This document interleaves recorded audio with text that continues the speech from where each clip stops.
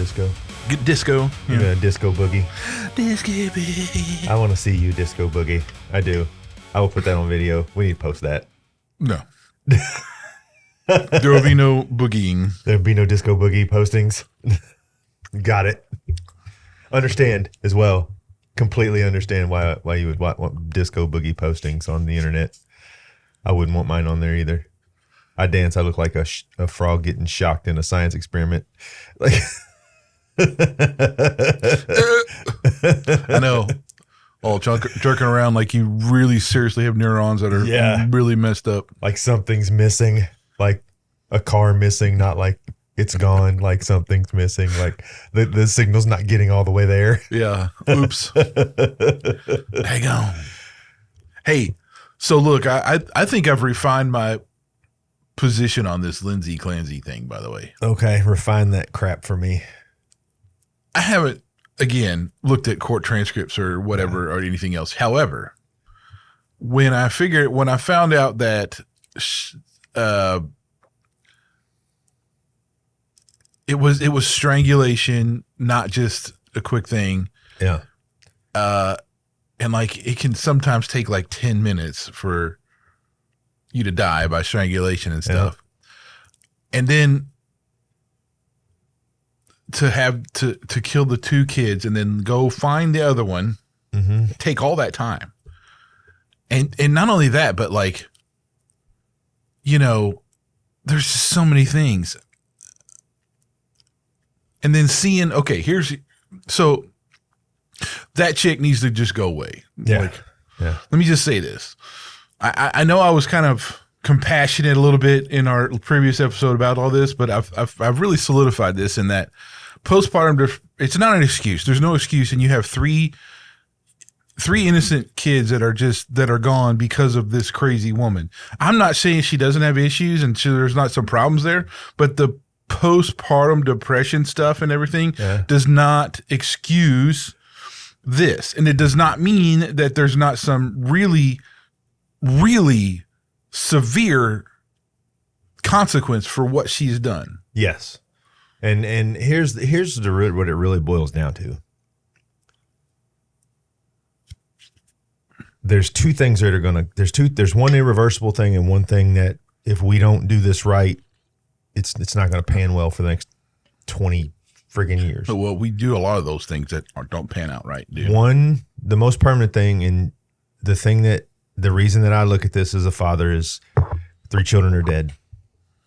They were murdered by their mother. Whether that was a psychosis or whether that was a well-planned, which the more we look at it, the more it seems like it might have been well-planned. But I'm kind of watching this on the side, waiting to kind of see what the verdict is and why they say it. But 3 children are dead. The thing that if we don't get this right is if they let her go on this, it'll be the excuse for every evil woman who wants to murder their child for the next 20 years. I'm with Matt Walsh here when I say we should get rid of the insanity plea. I'm not saying there's things that happen yet, but that has caused an insurmountable amount of damage. There's been so many times when people are let out. Well, think about the whole reason that she's getting this insanity plea. Why is this got traction? Because a woman drowned all 5 of her children in a bathtub and blamed it on postpartum depression and got off scot-free. And this is where we're at. Yes. So we've set a precedent. Look, man, I don't doubt that there was probably some mental health issues. She had a very long history of mental health issues. I would hold responsible some of the people that she reached out to and told them that she was thinking about hurting her children and they didn't do anything and they didn't intervene. If you called me, Reggie, and you said, Brian, I'm thinking about hurting my kids, I would immediately drop what I was doing and come to your home and be like, hey, we need to go get you some help. Well, that right there. What kind of person hears this? And I don't know the actual conversation, so I can't really say definitively, but like you said, what kind of person would go, oh, this woman just told me she might hurt her kids. Well, Take an she doesn't aspirin. mean it. Well, and then then there was some kind of lame thing about, well, she told me she was feeling better. I'm sorry. That does not erase the fact that she told me that she was thinking about hurting her children. Dude, I'm you know what? I'm outraged. And I'll tell you why I'm outraged. I'm outraged at all these stupid women they've raised $1 million for this woman. I am so infuriated by that. You know, I'm not, and here's why. I am. I'll tell you why I'm not infuriated by it. What's the same? Okay. It's boy, I'm a broken record when it comes to this. It's fourth wave feminism, bro. Women cannot be guilty of anything in fourth wave feminism. If you go look at the we've had first, second, third wave. If you look at fourth wave feminism, simply because of masculine oppression, women can't be really held accountable for anything. And I feel like this is the result of fourth wave feminism in its glory, is wiping away all sin of women, all crime of women, simply because they want to blame. How do I say this? And the patriarchy. How do I say this right? Okay. We talked about a few times and said, look, there's a reason why we're getting pushed so far to an opinion, because the one side of the opinion is doing some just batshit nuts, right? Yeah. We said that from the Charlie Kirk stuff. Yeah. We said, look, and I said this, the gloves are off. I really am not going to curb my opinion. Yeah, I'm not either. Yeah. Or make you feel better by my word. No, you're going to get the strong side of it. And that I've done. And I'd say that's the attitude and this disease of wokeness that has bled into all of these things, just like this stupid sympathizing with this woman in a horrible way. I think, this is definitely not even suicidal empathy, but murderous empathy. Yeah. Yeah. Well, okay. And the thing is what makes me mad is not the sympathizing for her. It's that no one's mentioning the 3 kids. Okay. And then the dad's getting railed. Yeah. And they're trying to come up with some kind of theory. Patrick's getting freaking railed. Yeah. They're trying to come up with some kind of theory that maybe he did it, but they can't proffer any proof. Right? Other than theory. Look, Candace Owens, you should jump all over that. Oh yeah, this is right up her alley. Lots of inference. Yeah, lots of feelings and intuitions, but no proof. Yeah, so I just and hey, you put the proof out there and you prove that the dad did it, I'll say I'm wrong. But right now, there's nothing concrete that points to him killing his children. It is. You won't. Yeah. And I tell you, because there's not, and because this is all of this is. And you wouldn't even see. I'm just saying they're going to be all about this Lindsay Clancy, blah blah blah, pink shirts and all this nonsense because they're freaking nuts. And I'm just I guess where I am today is it gets so tiring, the constantly trying to like look at things and be like, oh, how can I have empathy, man, but I have decency. Yeah. And one will override the other. That's right. I'm so tired of, you have to look at it from this angle. No, I don't. I do not have to look at it from that angle. This woman killed her children. She killed her children. She killed her kids. She killed 3 innocent kids. Sorry. If she had a psychotic break, put her in a mental institution in a prison, she still needs to go to prison for the rest of her life. And she killed 3 kids. That does not say we don't have systematic problems. We don't have this, dude. We have a ton of we know this already. Mental health is a dumpster fire in the United States right now. So yeah, whatever. Anyway, I just thought I've been thinking a lot about community and family and friendships and stuff this week, and that's still here, and it's still ever present, and it's still coming in through. And I just thought about it this week, and I was like, you know what? I do have an opinion. I don't think this chick. No, no. If they said, Reggie, whatever you say goes, I say, well, she can no longer be a part of our society. Yeah. Yeah. It can't be. Like, however you want to classify that, I'm kind of life in prison, Cell on Mars, whatever it is, man. Like it's just, and the thing is, it's sucking up people's brainwaves. And I hear some of these people and their position on it, and I'm like, you're not making any sense. But they never do. Look, it's the same thing with the abolitionists and abortion debates. It's the same thing with gender debates. Like I firmly and will stand on this that the other side that is all about all this stuff does not make sense to me. Dude, considering all the evidence. WNBA cannot figure out that men shouldn't play in their league. You're the WNBA. You're not the WMNBA. You're not the all-inclusive NBA. You're the WNBA, and you cannot make sure that women are protected and that your sport is protected. Another example of just insanity. Like it's just insane. It's insane. Women's National Basketball Association. It's not like Warlocks National It's women. XXXY women. Because they're wrapped up in this indoctrinated, institutionalized, flipping mindset. I do have a question though. When did people? I mean, when you and I'm Gen X, man. When I was growing up, I didn't care if anybody liked me. Who cares? When did everybody have to be liked and included and loved and suffered? I use the word suffered because some of them I've got to suffer them. That's what I got to do. But when did we become this society of, oh, everybody has to be liked so much? Why? When did that happen? What happened to hose water and neglect, bro? Come on. Like, I don't think, I did. I mean, I think we all go through a growth phase where we want to be liked and all this kind of stuff. I know for me, it was a hard thing to deal with, peer pressure and everything else. I wanted to be popular. Yeah. Thank God I never fought that battle. No, I did. I hated it. But at the end of the day, and I kept trying to fight it. Don't get me wrong. Like I felt this way and I knew I shouldn't. Yeah. But I did. And so then, you get a little older and things keep going on a little bit. And then you're like, you know what? I really don't care. I don't care.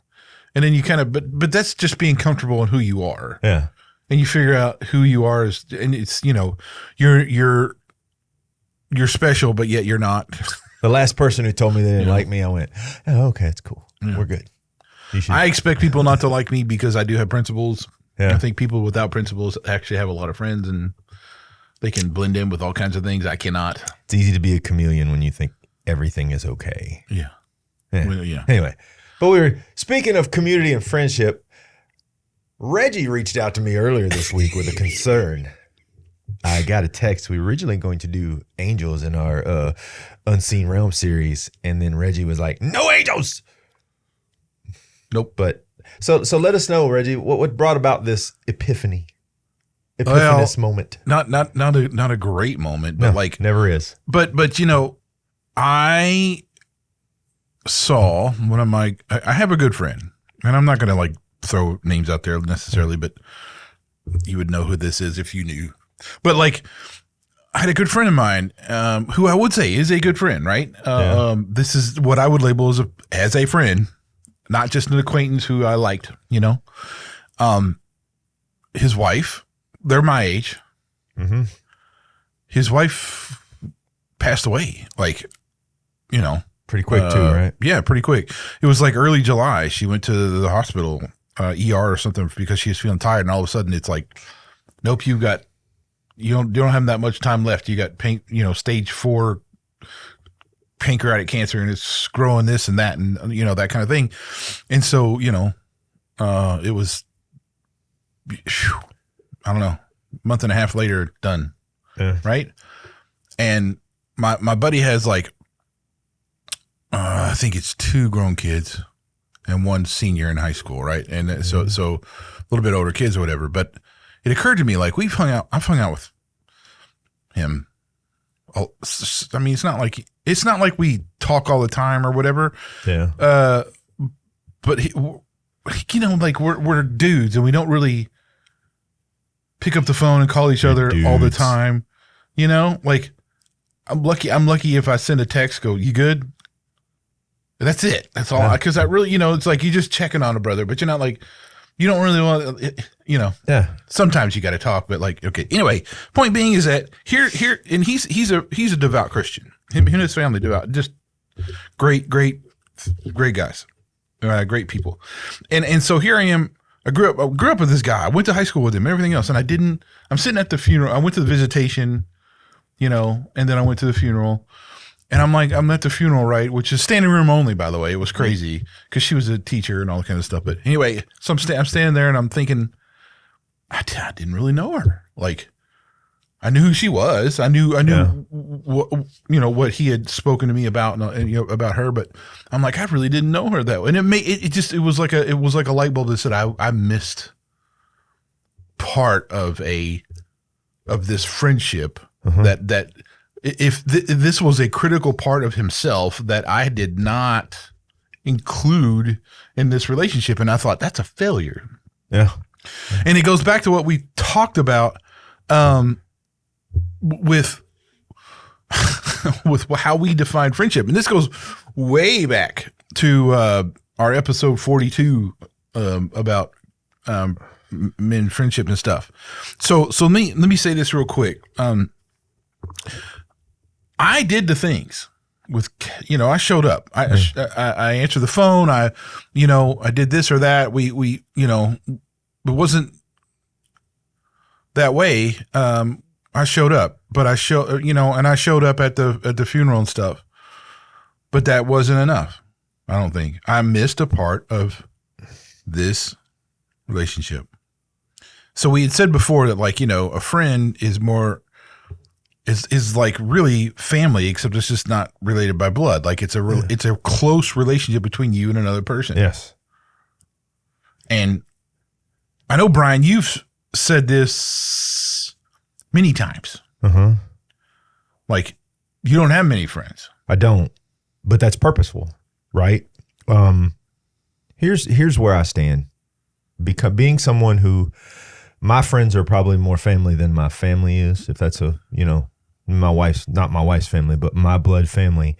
My father and I are close, but most of my Uncle Philip and I, but most of my family are dastardly people that I probably don't want to be much attached to. My Uncle David, I've got a few people that I care about, but I keep my circle close because the word friendship means something to me. You have to earn that moniker with me. I think we live in a world where we throw around the word friend like we throw around the word hello. And I tell you what, when I was younger, I had people in my life that I thought were close to me, but I couldn't keep an eye on them, and they wound up being my one of my worst enemies. I've even had people that I thought were very good friends cut my throat when I wasn't looking. So there's criteria for me. First of all, you have to have some kind of spiritual grounding. You have to be a person of character where I know if I come to you and then there's a situation where I need, confidential guidance, that it's going to stay there, right? A lot of people like to jibber jabber. One of the things I've always said is, if you're my friend and someone walks in the room and starts talking bad about you, bad about me, I have two thoughts. First of all, what did you say? And secondly, why were they so comfortable talking to you about me that way? Because I if you're my friend, I have confidence that if I'm not in the room, you're going to defend my position. If you're my friend, our families know each other. Because that's what friendship is. It's just a form of family, in my opinion. Exactly. And I have no problem saying this either. And we talked about this earlier. Not everybody's going to qualify. We might be acquaintances, and I might like you and think you're okay, but that doesn't mean you get that pass, right? Friendship means if you show up at my front door with your family and you're in trouble, I help. I don't ask questions. I don't push buttons. I don't draw out information. Hey, you're my friend. Your family is in trouble. Let's figure something out to help you out, right? But that not everybody gets that pass. I won't give everybody that pass. But the main reason that my circle is small is because I've been taken advantage of a lot. And it's usually when I allow my circle to get really broad and outside of my control that I say, close it down, But But and first and secondly too, speaking to you as it being a fail, yes and no, right? Yes, in the sense that could you have pushed more to do more? Well, of course you could. We could always try harder, right? But no, in the sense that we as men naturally are isolationists and we keep everything in house. I mean, you know how hard it is to tell somebody, "Hey, man, I'm suffering something," especially as a man, because we're trained all our lives not to. Yep. Right. We're trained all our lives to keep our mouth shut. So I'm sure when his wife was diagnosed, he pulled his circle in tight and diverted all his attention to caring for her, and probably didn't communicate a whole lot. He didn't communicate at all. Like I didn't hear about this. Yeah. I heard about it through Facebook. Yeah. So, but that's the problem, right? Because we're living in these isolated communities of just single families anymore. The community's not really more than just your family in a single household. Yeah. It's not like your neighborhood anymore. yeah, no. That's my thing. Like When I was a kid, man, everybody in the neighborhood knew everybody. Everybody in every house knew everybody in every house. but Right. yeah, but and exactly. But nowadays, even like I guess me and you are different because we fulfill a friendship because we both know each other's families and kids and everything else. Yeah. Like, and we don't live next door. You know, We're not that far away, but 15 minutes. yeah. But still, like that's a friendship for me. Yeah. Right. And it's like I have other people in my life where I thought about it, but he's not the exception. Yeah. If it's a friend, it's not going to be an exception, right? Like He shouldn't be. Well, and that doesn't go to say that friendships, like if you and I don't talk for a month, that doesn't mean we're not friends. It means life happened and then we got to come back together. I mean, heck, you and I didn't hang out for what, like over a year, maybe 2 years when you first moved over here. Probably a while. Yeah. But it doesn't mean we weren't friends. It just meant that life took us in different directions and we were taking care of business. And when we came back together, we were just fine. I mean, I know, but You know, my point being is that anyway, my thing is just I just feel like we, as a biblically founded, gospel-centered individual, the idea of friend needs to go beyond that. I guess our worldly idea of friendship. well, let's kind of break it down like this a little bit. Let's refine this. Okay, so I believe there are several types of people that come into your life over your lifetime. You have your people that are for the now, your people that are for life, and you have the people that are there to teach you lessons about what not to do and who not to trust. I believe all three of those types of people exist in your realm, right? And you have to also trust people to be who they are. Like one of the things that that's why it's so funny, man. When your mind plays tricks on you, because people can talk sweet and pretty and tell you all these good things and you want to believe them.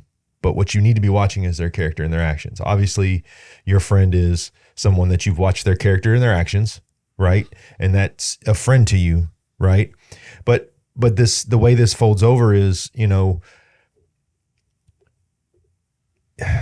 it's hard to say, man. Like this is a very weird kind of relational dynamic between men, because I feel like in a lot of ways, friendship between men is a lot more rigorous than it is between women in a way, because women tend to be more emotional.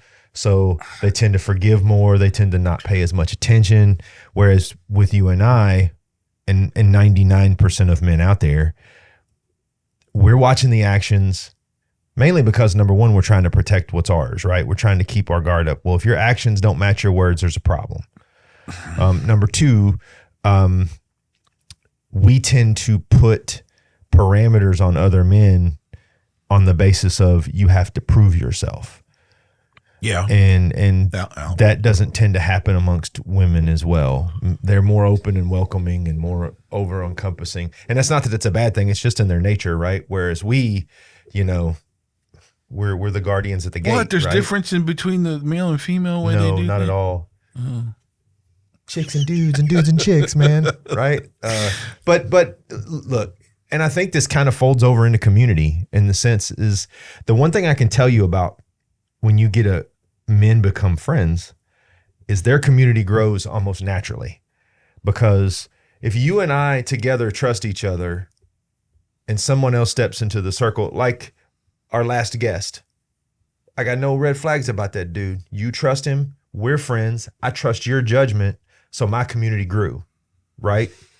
Now this is a person in my community that I think I can trust and that I can, talk to, and he seems like a great guy and everything's cool, right? Yep. But I feel like for men, once men come together, I think the struggle is we're isolationists, number one. We don't put ourselves in community. We think that we can control everything.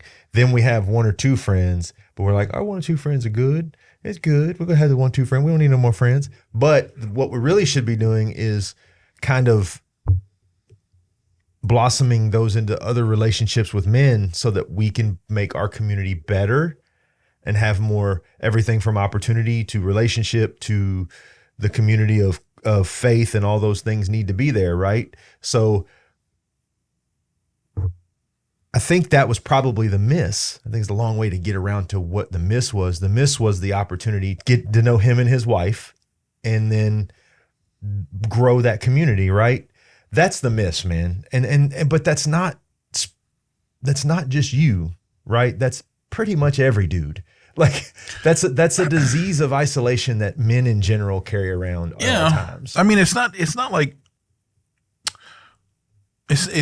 I'm full on just like, oh, it's so failed, but it's just a realization. Well, it bothers you, right? Well, it's a realization of how far, and it's multifaceted in how I thought about this, but like, how societal pressure has pushed everyone to be isolationist, and like how we've our modern day goals and aspirations for success have changed how we view what's important and what gets prioritized, how we, the economic climate the way it is, we tend to work more, and therefore we prioritize work over, and we actually become where there's not the time set aside to be a friend. Yeah. And, there's like all these, it was a huge thing for me this week. Right. Yeah.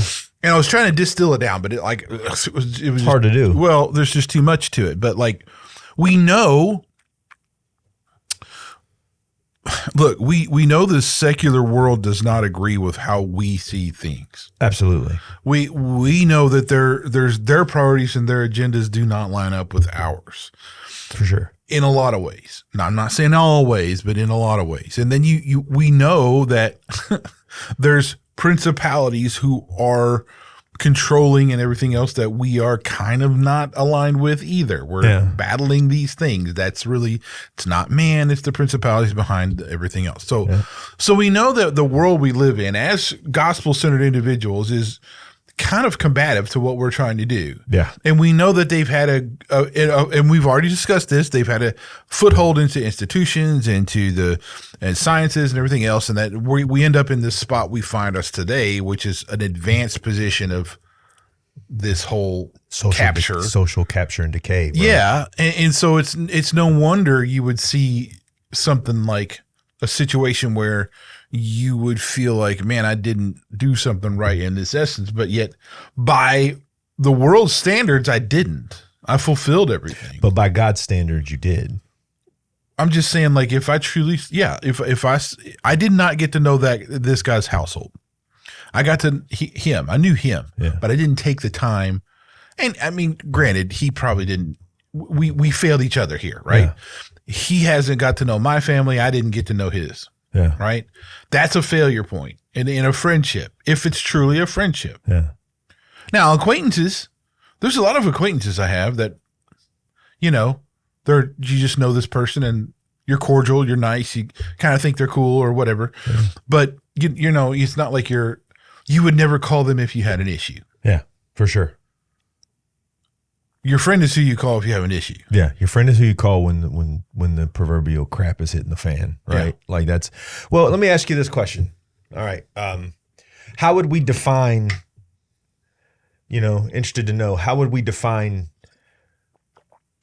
our definition of friendship as opposed to a worldly definition? What would be ours in comparison to that?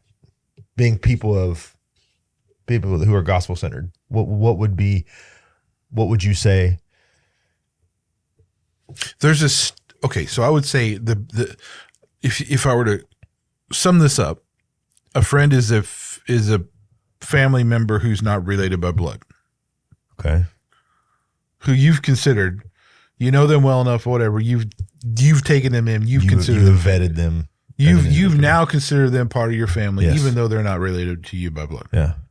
Now, what that also entails, because that means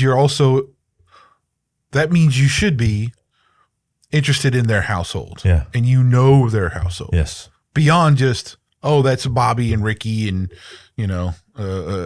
Tammy and whatever. That's Bert. You know Bert, and you're like, hey, Bert, how's your, I heard your wife, Nikki is, you were talking about her the other day. So what's up with her? Is she fine? Is little Timmy's chemistry test going to be okay? Do you need any help tutoring? You know little what I mean? Timmy. Like, what I'm just saying, like, these details and stuff that you're like, that's what I mean. Well, and here, I think part of this falls back to habits, right? Habits. Like you and I both by nature, Reggie, are kind of introverts in a way. I don't really need to be around people to fill myself up, right? No. But, I look back on all the traditions that happened when I was a kid. And I don't know if you guys did this when you were a kid. Did you ever have like family, just like drop-in dinners where like everybody would show up? Well, I feel like those are the things we need to get back to.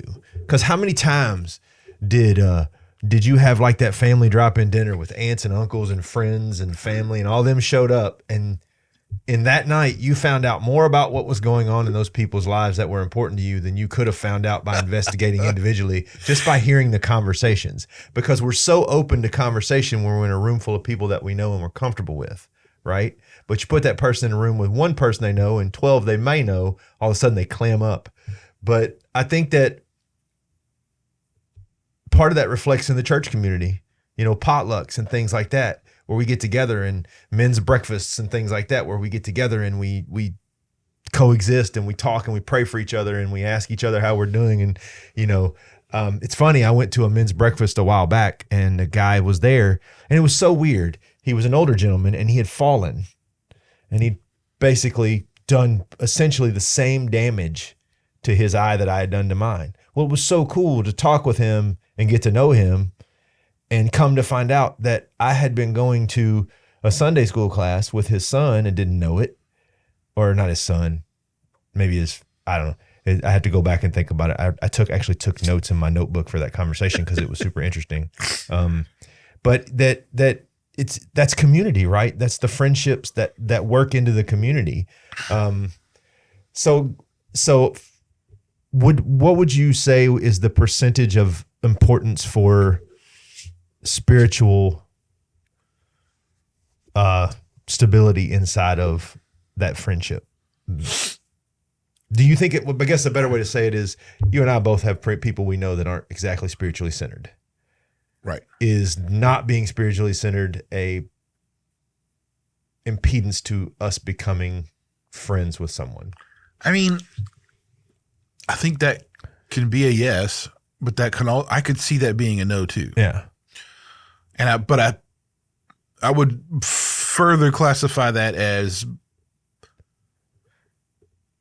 both parties have principles that align at some level that allow that trust in that friendship and that discussion to occur without problem. Yeah. Right. Each of them are aware where they stand, I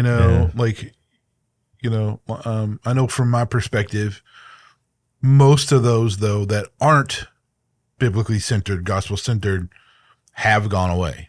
Well, another question. Have you lost? I know I've lost friendships over my family and my faith. Yes. Has that happened to you? Close friendships. Yeah, I've lost very close friendships because of it. Yes. So I guess the question is, how do we I know a lot of people who have been burnt by friendships and communities, and it's soured them.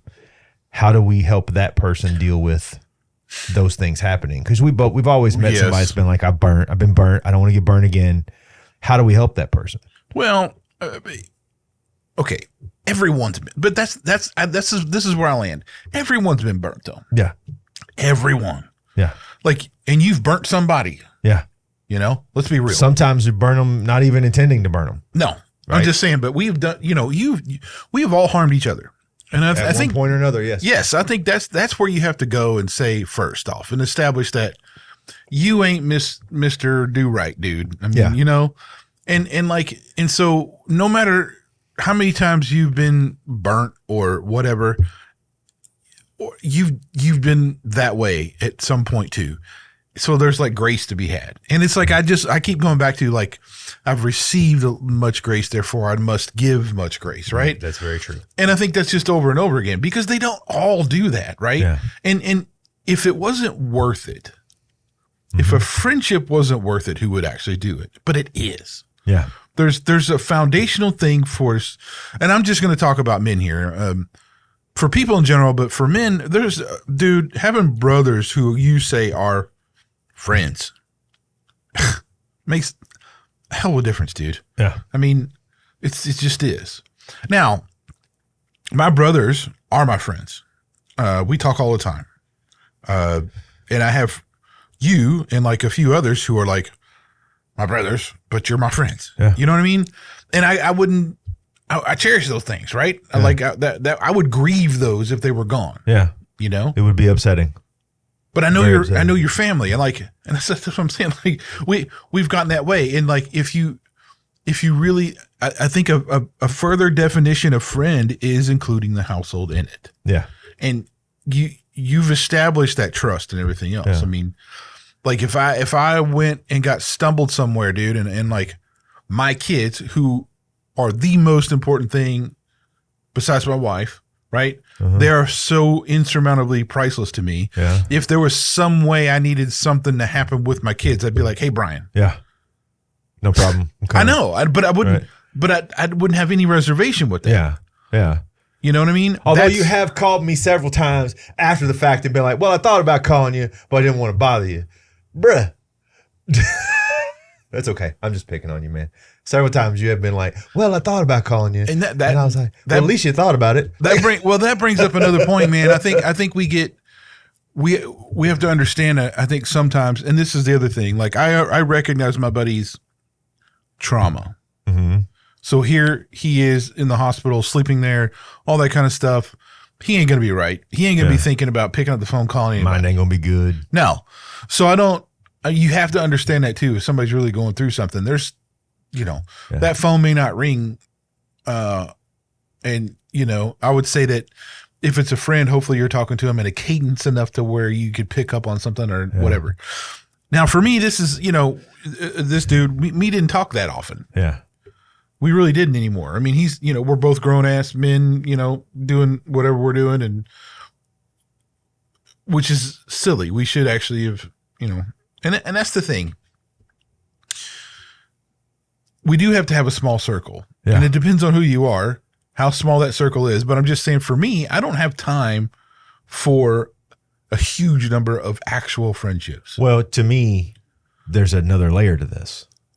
Now, like a birthday cake. Yeah, like a really delicious birthday cake. Or a salad. I don't know. Salad, it all just kind of melds together. I'll go with the birthday cake analogy. I like that one. A birthday cake friendship? Yeah. Because I think he got friends, right? Like I got a few friends, but then you have counsel. Now, I think that's a different layer. And here's why I say that. Okay. All right. I'm with you. I'm there. If I'm looking to make decisions and they are uniquely going to impact my life, there are one or two men, maybe three in my life.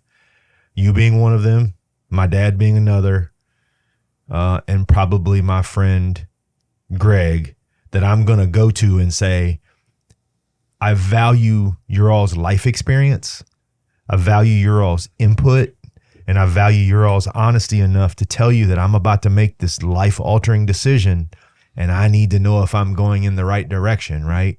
So there's another layer in there, in my opinion. Doesn't mean that the 2 or 3 others aren't my friends, but you guys have been there when I've been down, when I've been up, when I've been in, when I've been out, all those things around me. So I truly respect your all's ability to pour into my life with wisdom and knowledge and respect for who I am. Because I know you guys aren't going to push me in a direction that's not going to ask me to violate what my own principles are. Well, so as an example of that, though, Brian, in your own case, like I remember specifically being comfortable enough with you to go, you're working too damn much. I know.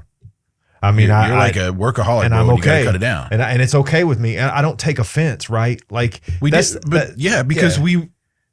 that's where we were. You're approaching me you're approaching me because you care about my well-being and you care about who I am and my family. But I cared about your family. Yeah, you cared about my wife and kids, and now I don't work as much. So, I mean, but it was. Well, I'll still work a lot, but not nearly as much as I did. No, but I mean, but that's the thing, though. I didn't even. That friendship allowed that, right? Yeah. It wasn't something I felt like, oh, I can't talk to Brian about. Well, another one was, before you even told me when the whole anxiety thing happened, I could tell. Oh, yeah. I could read it on you. I know. And then I was like, what's wrong?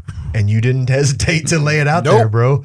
But like, that's another thing is you got to, again, the cadence, right? We're around each other enough for when Reggie's off. What's happening with Reggie? The way you were texting me was erratic and weird. And I was like, something's going on. Something ain't right. The car's on fire. Yes. What's happening? And what was Brian's advice? Don't smoke crack. Don't smoke crack. Hey, dude, I'm telling you, the most relevant yet irrelevant advice you can give anyone on planet Earth was don't smoke crack. Yeah, man. And what did I go and do? I went out and did the same thing you did to get anxiety. Because I wanted to join the club. No, just kidding. But anyway. The whole Reddit. Okay, so let's see here. So the crux of all this is essentially,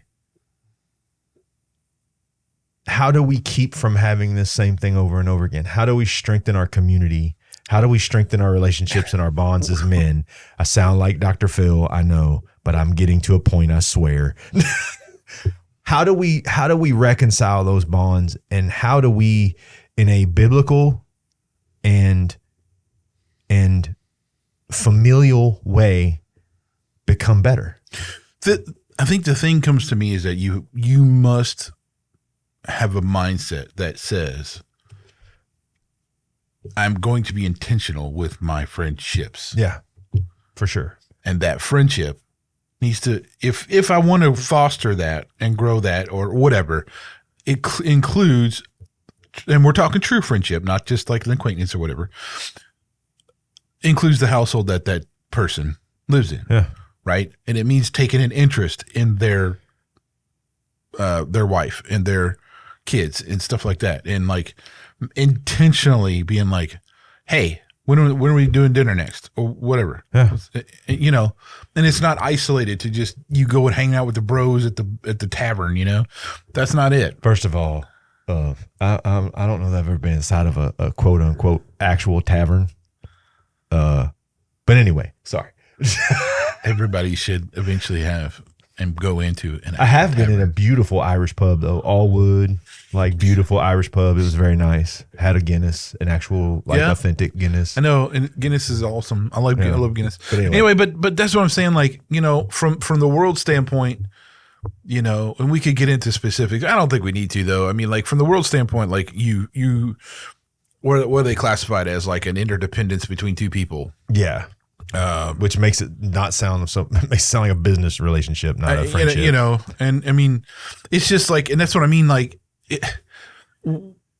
our standards are higher in that essence because there's a value from community that you don't see in the world, but you see that in the whole scope of what God intended. Yeah. Even who God is as community. The Trinity is no joke. God created himself. Well, he didn't create himself, but I'm saying he always existed as a community. Well, you also have to understand too that the reason that God created Adam and Eve was family. Now, was Adam and Eve blood to God? No. No. But they were friends to God. He walked with them. I mean, look at Genesis. How cool would it be to be in paradise and walk next to God and have conversations, right? So even God ordained friendship, right? Throughout the Bible. I mean, think about David before he murdered his best friend. But anyway, sorry, that was a bad example, but an interesting story nonetheless, and it has a lot of value. But we had, there were friendships throughout the Bible, right? There was brotherhood throughout the Bible. I think this has been, proven time and time again. But be very careful, because I've seen, quote unquote, godly friendships implode faster than secular friendships at times. Here's a question. Let's say you meet somebody and you are fostering a relationship, a friendship with this person. And along the way, you start to get signals that they're not as into hanging out as you are. How do you handle that in a way that doesn't go bad? Like, how would you handle that?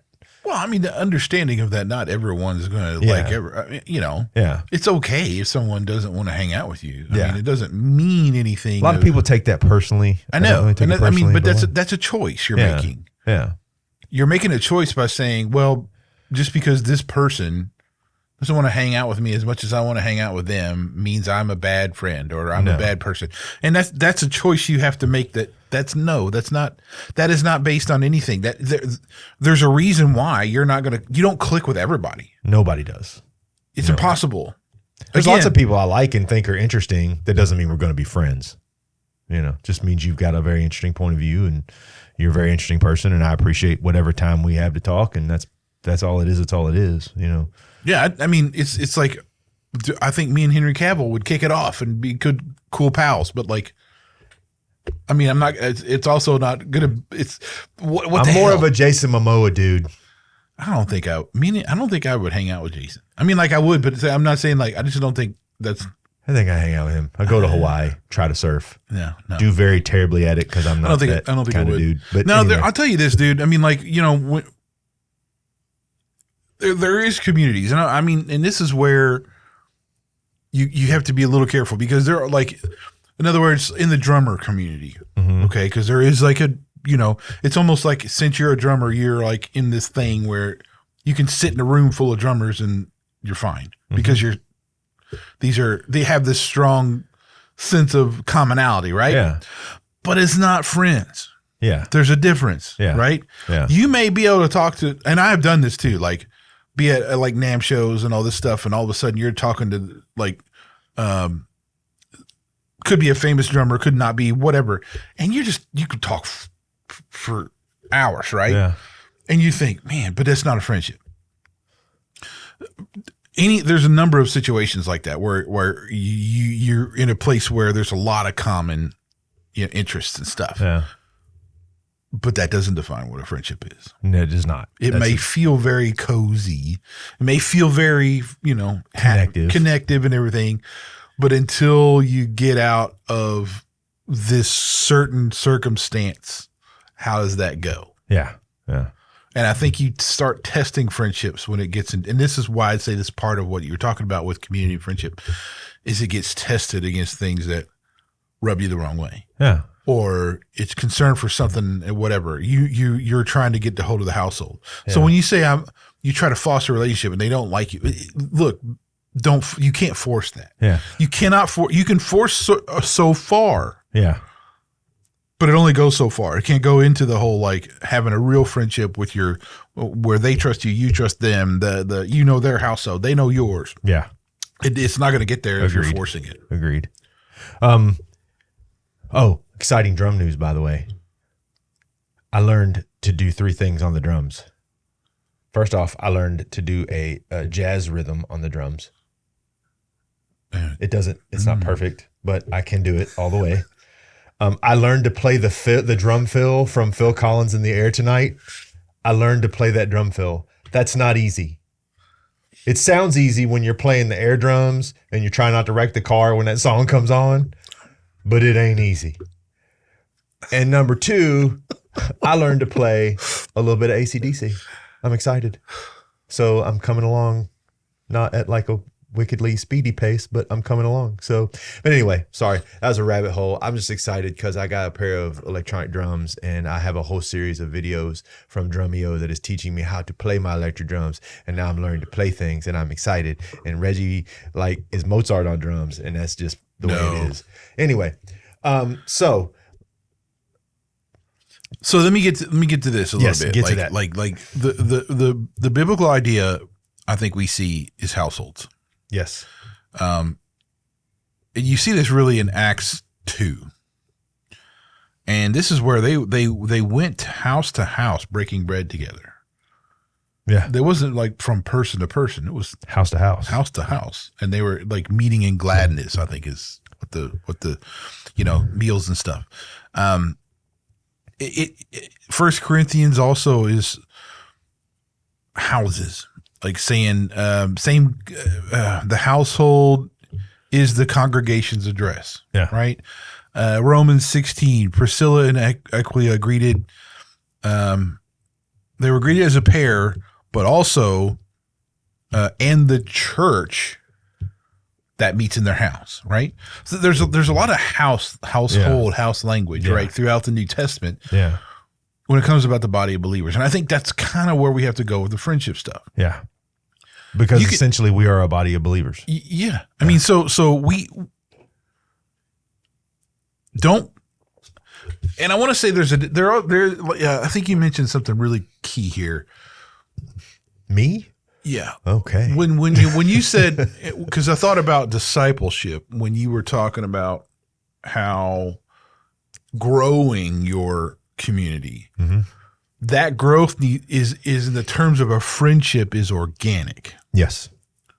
In nature. Yes. Whereas it's not like something, I think you can try to grow it, but you're not going to grow it by like advertising, putting out social media marketing saying, hey, I'm growing my circle of friends. Ping me back here. And, for the one time, we'll have dinner one time. And then, you can go on and it's not like that. It's really something that has to happen because of a relationship you foster and you just intentional with. Discipleship is different. Yeah. I want to make that distinction because that's where you're more the counselor of someone, that someone doesn't have to be a friend. Yeah. You're just trying to raise and help them grow. I will say though that if it's a good friendship, there will be moments of discipleship in that friendship. There's been moments where you and I have had to sit with each other and be like, no, that's not right. Or no, let's talk about that. Or this podcast at times is discipleship because even though we might oppose in a view, we're attempting to explain. And I think that's something else to go back a little bit. Opposing views doesn't mean wrong and wrong, right? And I talked about this a little bit with some guys that I know that are all believers. I said, the reason that God calls the Bible a living word is because it will apply to you differently in your life at different stages. So you might be reading something from the Bible and I might be reading something from the Bible that are different stages. And we may not agree essentially on what that translation is to us personally, but that doesn't mean we're enemies or that either one of us is actually wrong. That's how Christ meant the Bible to be for us. So one of the things I would say in that is there's always discipleship going on, right? But you're right. It's not a direct disciplee relationship. Would that be the proper way to say it? Sure, man. It's not always that kind of relationship, right? Like you're right. If I'm a Paul and you're a Timothy, it doesn't necessarily mean that we're best friends. It just means that I see potential in you to be a Paul.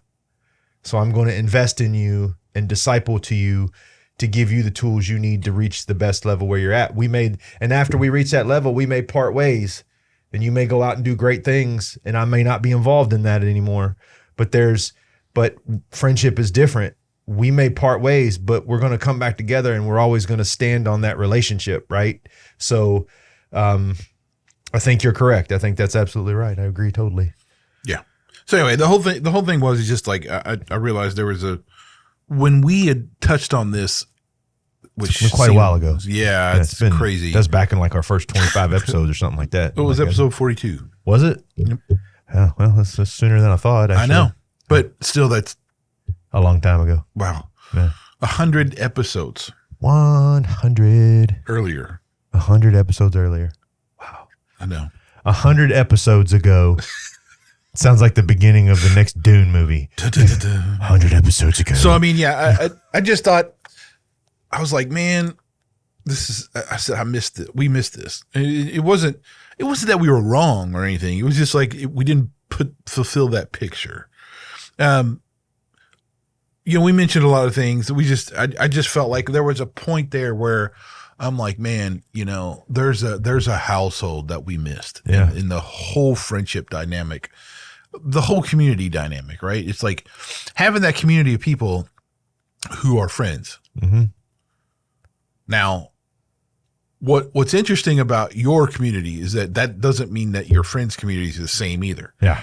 Now, could grow that way, I've known several times where like you have a get together and, you'll have this family comes in that you're good friends with.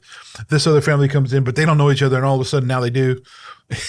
And now you have this like, it can grow that way, which is cool. Yeah. And I mean,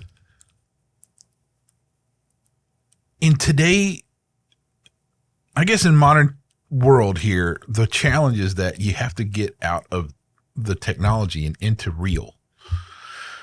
Yeah. I mean, it really honestly, is like that, dude. You can't, one of the things that, and here's a frustrates me to no end. If you've met somebody on Facebook and you've never met them in person, they're not your friend. And here's why I say that. You and I have vetted each other through our actions over the years, right? So there's been interaction that's allowed us to see each other's, the way we live and the way we set our examples and what we do.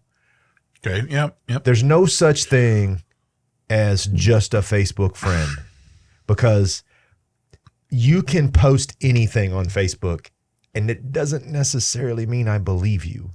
If anything, I'm skeptical at best. I'm skeptical. I'm probably dismissive, to be honest with you. And how do I know this? Here's an example. When I was full-time training, I used to post training stuff. And I ended and still end most of my posts with stay healthy, mind, body, and spirit. God bless. Or sometimes I'll just say, God bless, stay healthy. So a person that had been following me since the day I started, they actually linked up the day I started my Facebook post when I was coaching. And they thumbs upped me. And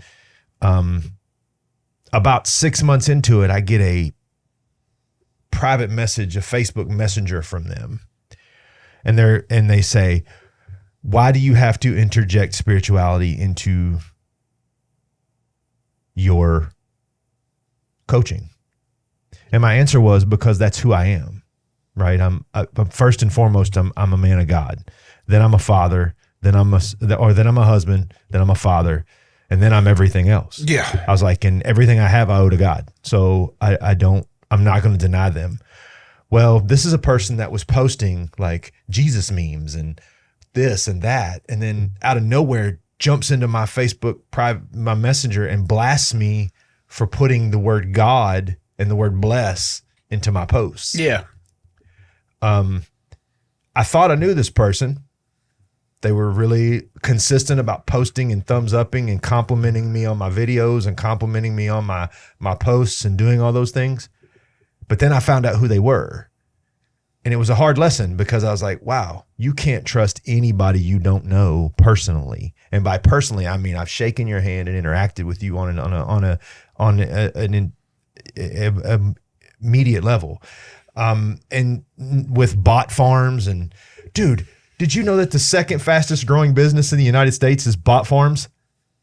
There are people that literally, this blew my mind, but this shows how technologically retarded I am at the same time. This totally blew my mind that there are people that buy like 300-400 cell phones. They plug them all up.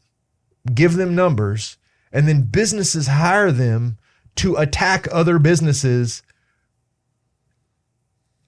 They'll be like, well, I want to do more business than this guy, so I need you to post some hate on this dude. And they'll use 500-600 phones to post 20 times a day per phone. And they get paid millions of dollars to do this. And I was like, you gotta be kidding me. Right? You gotta be kidding me. Like how badly you hate people to do that to somebody and then ask to be paid to do that to somebody, right? But anyway, that's beside the point. Like I don't think you can have those kind of friendships. I don't think there's Instagram friendships and Facebook friendships and TikTok friendships and Snapchat friendships. There is a relationship there though, but it's just not. It's not a friendship. It's very tenuous though, right? Well, right. I mean, like you got to look at that as you've connected over a certain platform. Yeah, that platform is not equal to a physical connection. All right. Can I edit what I just said real quick? Joey Swole. If me and that dude are friends, I would, if Joey Swole called me and was like, dude, we gotta go take out some people and you can't ask any questions. And I'd be like, who's driving? Cause I like you. Cause he goes online and calls out people who are being dirty and broke and disgusting and stupid. And it's so needed for somebody to be able to go out there and call out these quote unquote fitness influencers or people that are posting for all their hypocritical garbage. But anyway, so sorry, Joey Swole, we homies. I got you back. But anyway, one exception to the rule. Sorry. I've had a lot of caffeine, Reggie. A lot of caffeine. Okay, so the point is, the household is just as important. Like your buddy, his other side of his self is this wife of his that you don't know. That's probably a problem. I would go so far as to say that that's not his other side. That is him. That is part of him as the person. Period. Yes. Period. I mean, and that's I mean, look, you can let that be where it is. Yeah. But you're missing it. Yeah. Well, and you're missing part of what makes that person. Right. Exactly. Like you're not seeing that. And I mean, that's all this week was. It was just a realization that I just dropped the ball. Cause I realized just how it was. Yeah. Like you don't understand the depth at which a relationship like that is in until it's gone. Yeah. Until it's evaporated. The grieving that's going on and this hurt that is deep, dude. Yeah. And it's not like I've never been there, but like, I couldn't imagine losing my wife. I've never, I've lost people, but to lose my wife would be. Yes. I don't know that I would recover from that fully ever. I don't think you would. Well, I don't think you do anyway. Yeah. I mean, so I think you just kind of go on. And again, we've lost people, but my wife is me. There is no me without my wife. There's it's the same with my kids, man. Like I like to lose a kid. Like I see these people that lose children and I'm like, that's a kind of heartbreak I don't know you'll ever get past, just like with your wife. Right. So, but I mean, but shouldn't we, this kind of begs the question when we're talking about this, shouldn't we, you and I, especially since we have realized this through the years, shouldn't we be fighting against this? Shouldn't we be planning in a way to let this not happen again? Does that make sense? Or do we, how do we fight against that? What do we do? Well, it's make the choice. It's a choice, dude. Yeah. It's like you have to make the choice of what kind of, if you're going to actually, if you value that relationship that you call a friend, where does it stop and why? Yeah. If that's a question where you say, you know what, I don't know. I just never, and you want to, then you better start making efforts to do that, right? Better figure that out. Yeah, I hear you. That's all I'm saying, man. I mean, don't wait. It's like, because you could wind up like me this week and going, what happened? What the heck happened? Why didn't I do that? Yeah. So, and I'm not saying you have to like, I don't know. I'm not saying you got to like, there's a specific cadence for anything or whatever. That varies for everybody. But I'm just saying make an effort. Well, and also check in on people, right? Well, we said that before. Check in on people in the sense that, like, Reggie and I see each other every week. We text back and forth. So we kind of got a meter on each other, you know. But there are people in your life that are not going to be communicators or great communicators, we'll say. But from time to time, even if it is just a text, hey, man, how are you? That's all you got to text. I got a friend right now. He just went through a tough divorce, found out some really awful things about his ex-wife and some of the things that she was doing. And he's struggling right now. So from time to time, I just am like, hey, man, you okay? Like I stopped and saw him the other day and he's working himself to death and I hate to see it, but that's his way of coping with everything that's going on. And I just kind of want to check in and be like, hey dude, are you okay? Everything happening all right? You and the family okay? You and the kids okay? You know, because as men, we tend to isolate. It's just kind of part of that. And he's a good man. Like he's a good man. He's a man of faith. He's struggling right now with a lot of things. And I just want him to know that there's somebody out there that cares about his well-being and wants him to be okay. And that he is a part of my family and he's okay if he needs me and it's okay to pick up a phone and call. And, well, that brings him to the point just real quick. And I want to reemphasize, we did say this before. Yeah. And I don't remember if it was actually this, but we did say this at some point. Yeah. Fostering a friendship goes beyond just allow someone opening up to you, but it also means you opening up to somebody else. Yeah, that's true. It means you being able to understand that sometimes, you know, you are including your friend into something. You may need that. Yeah. But you're including them in it just because you value that friendship and it's just better if they're there. Yeah. Yeah. Well, and it's also a way of self-assessing. Yep. Right? Because a friend will look at you and go, might not be a good idea. Yeah. Or maybe you should try it this way, right? It's like a foster parent thing, bro. Yeah. I mean, you told me. Bro. I have a great deal of admiration for the both of you if you're going to do this because it's a hard road. But if you make a difference in one kid's life, if you've done what you should have done, right? If one kid can come back and say, if this wasn't for these people that took me in, I wouldn't have this, or this. You know, there's a lot of reward that goes along with that, right? But I'm just saying that's just like, you know, I don't really need your thoughts on anything like that, but I did. Yeah. You know, and I value that. So that's all.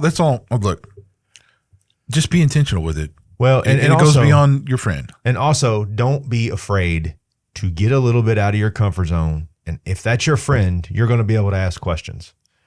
And you got to test this. This is part of testing your friendship. Yeah. Look, you do have to go outside of your comfort zone. You have to, you know, because that first time you reach out about something is always a little interesting. Yeah. If the response can tell you whether or not that's going to go, you can go to that friendship place or not. Yeah. Very true. And, I mean, be the guy that shows up, I guess, is it really well, and showing up, and hey, showing up don't always mean, you know, feeding it. Sometimes showing up just means showing up and being like, hey dude, you were on my mind. I'm just checking on you. Sometimes showing up in person is the biggest thing you can do. Not necessarily, you don't have to show up with, 100 wings and just show up and be like, hey man, I hadn't talked to you in a while. I hadn't seen, well, they do, especially if they're crispy and delicious.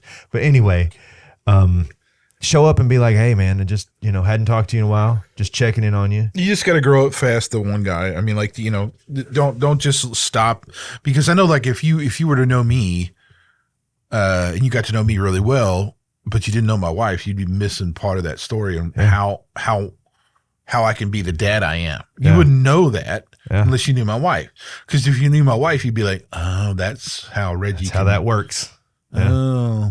Yeah. And it's the same with me. If you didn't know my wife, you wouldn't know me and you wouldn't know our dynamic. You would make a lot of guesses, but you probably wouldn't know.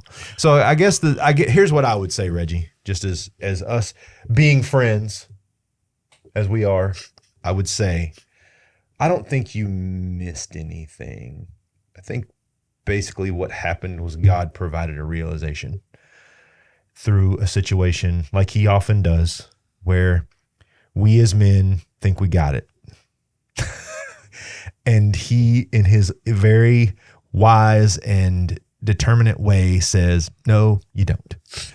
So now what we do is we go forward and we do the things that we're supposed to do. Does that mean we'll be perfect and we won't make mistakes? No.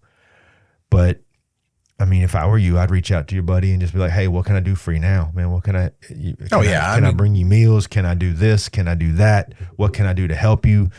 Do you just need prayer? What is it that I can do for you to help you at this point or in this juncture in your life? Because I cannot imagine how dark that place is. And how difficult it will be for him to climb out. Well, and not just that though, but I also understand where this short time after the funeral and stuff, there's tons of people around. Yeah. They go away. Yeah. They're not there 6 months later. Yeah. That's the other part. You know, one of the saddest things the two saddest things I ever heard were, you know, your heartbreak continues. The laughter. What do we do after a funeral? We get together. We have a meal. We hug each other. We tell each other we should get together more. We tell person that we're there for them. And then slowly but surely over a 3 or 4 week period, everybody vanishes. And then you're alone. And then you are left with the aftermath of what you have to deal with. And those voices go silent. And that is the biggest tragedy of all this, is that the voices go silent. We as men should know better. Our history should have taught us better. We do know better. And that would be my encouragement in this conversation, would be do the thing that you know to do, how you know to do it. Love on them, how you know how. Sometimes I know that's difficult. Sometimes you just have to sit, dude. Sometimes you just got to shut up. You just sit. Yeah, sometimes you just got to be quiet and sit in the same room and I know just there's been a number of occasions. I shouldn't say never. There's been a few. Authentically, you show up with there's some dude's going through something. You're sitting on the porch. Yeah, you're not saying anything. No, there's no conversation. You're just being present, man. You're just there. Yeah, and that's fine.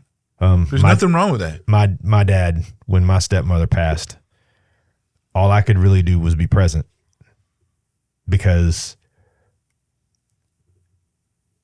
it was a long road for her to pass. She had cancer for a long time. She had fought it and come back several times. My dad was tired.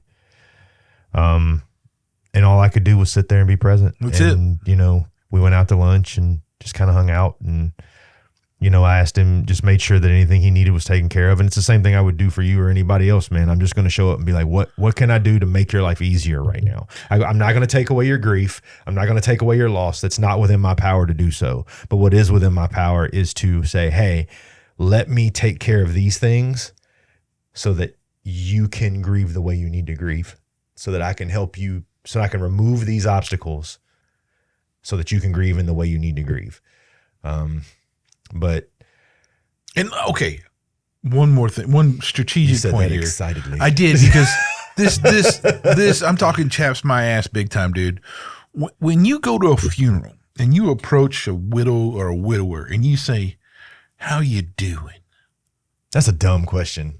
That's just a dumb question. It's just a dumb question. You doing good? What? How am I doing? I just buried the love of my life and the partner in my family. How am I doing? How'd she die? Bro, shut up. Yeah. Why are you? No, here's the thing. So I'm sitting back here. I'm sitting back in the visitation. And I know all these people have all the intentions in the world. But I went to the visitation. I told him, bro, I'm here, man. I ain't got the words. Yeah. I can't even imagine. But I'm here. Yeah. Right? Whatever you need, man. I'm here. I know you're going to be busy today and all this stuff. I'm just going to be here. Yeah. So I give him a big hug, you know, all that kind of stuff. Just sit there with him for a minute. And then, you know, I got there right when it started. Yeah. And then I went to I knew his son. So I gave him a big hug and everything and all that kind of stuff. And then I just sat down. Yeah. I'm just going to sit down back here. and just sit here, right? And then person after person, these old people, and they were all old people. And I'm like, you all know better. And then here they come. And it's the same flipping questions.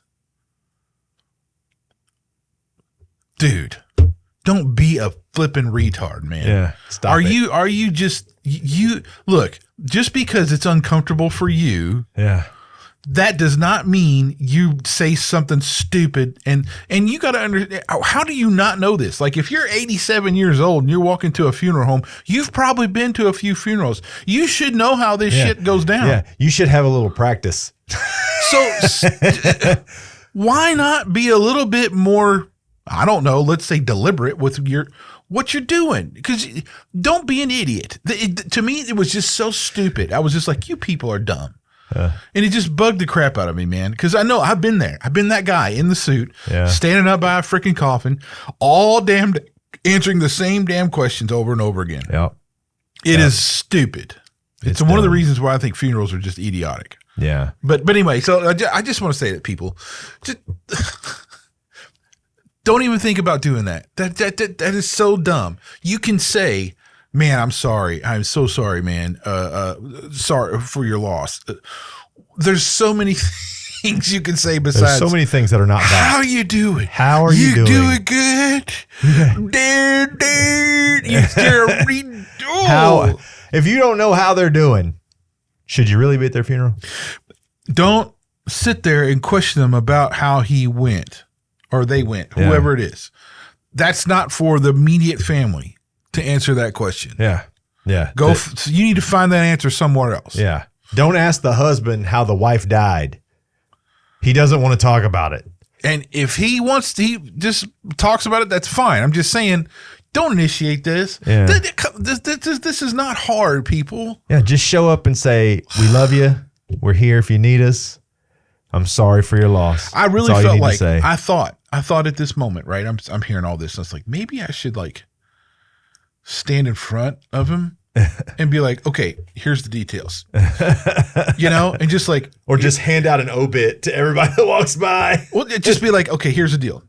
This happened, this happened. Blah, blah, blah. Okay, we good? Yeah, you good. Move on. Okay, now you can talk to my buddy now. Now you can. I really did. I thought, this is dumb. If I just stand there and I greet, and I'm like, I act like a greeter. Hey, this is that, and she died this way. This, and this happened like this, and this is the family's in there. I felt like that. I was like, maybe it wouldn't be such a bad idea, but I thought, no, I'm not gonna. Dumbest thing I've ever heard at a funeral. This is my favorite one. Is she died, huh? No, this is a joke. This is a prank. She's going to pop out of the casket in a minute and poke you in the eye. Or I'm going to poke you in the eye for being stupid. She died, huh? I get it. Dude, it's a weird, not weird, but like it's such a. But here's the thing, Reggie. And here's the thing. And I got so much flack about this because a funeral should be a celebration. You should be gathering together to celebrate that person's life and to pay homage to that person. And you know what the best funerals I've ever been to? When the family and the guests are all sitting around laughing, talking about how it used to be. You remember when old Uncle Bob used to do this? And everybody laughed real hard. But they were sharing memories and they were loving on each other in the best way they knew how, right? And that's what a funeral should be. It should be a celebration of life, especially if you're a person of faith. Gospel faith. You're going to the job is done, bro. You're going to the reward. We're already there. Everything that you've spent your life centering around is now being given to you as the gift. You should be celebrating that person. Yeah. You should be like, they made it, dude. We aren't there yet. What they're seeing, we'll get to see one day, but they're there. Right.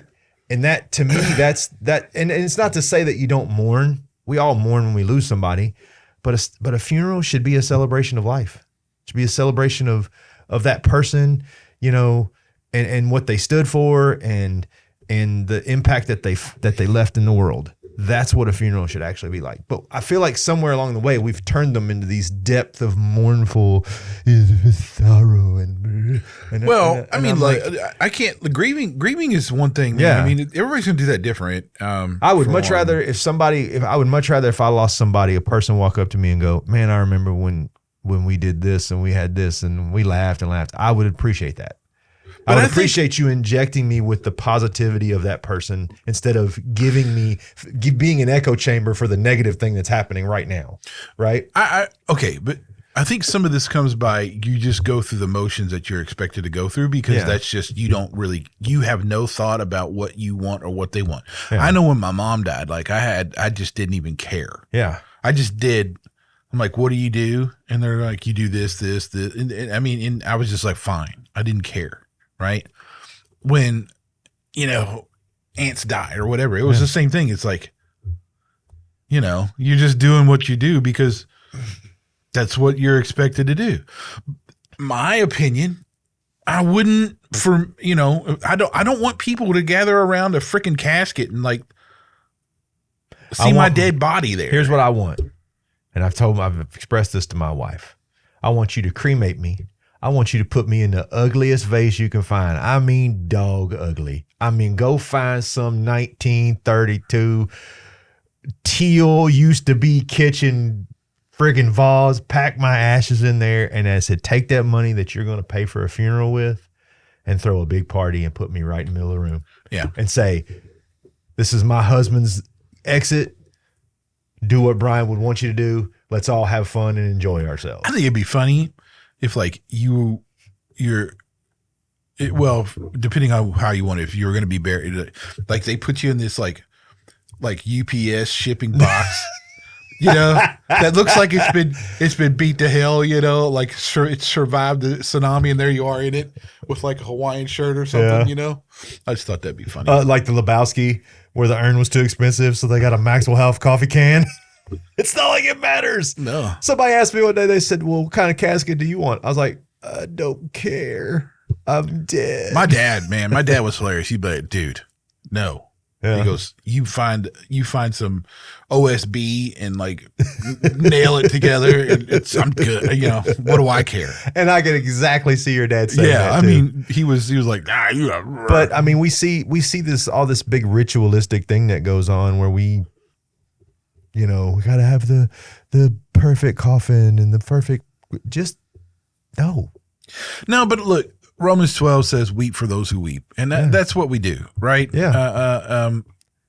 And at the same token, we as gospel-centered, biblically founded people understand this is but the beginning, and we go on to an eternity of something else.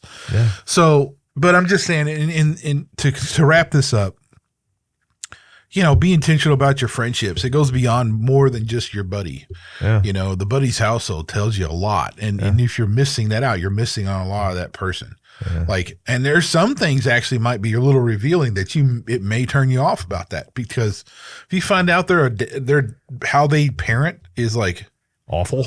Yeah. You might be like, you either intervene and be like, dude, what are you doing? Like, the kids are going to be, you can have that conversation, but you might just walk away, right? Because you're missing out important parts of that. Well, you might find out that they're living one way, they're talking one way and living another. That's another thing. And that's something I just can't abide by. You just can't. You're not gonna know that unless you actually get into that household, right? Yeah. If you just meet some dude at Billy's bar every Wednesday night, that ain't gonna do it, Yeah.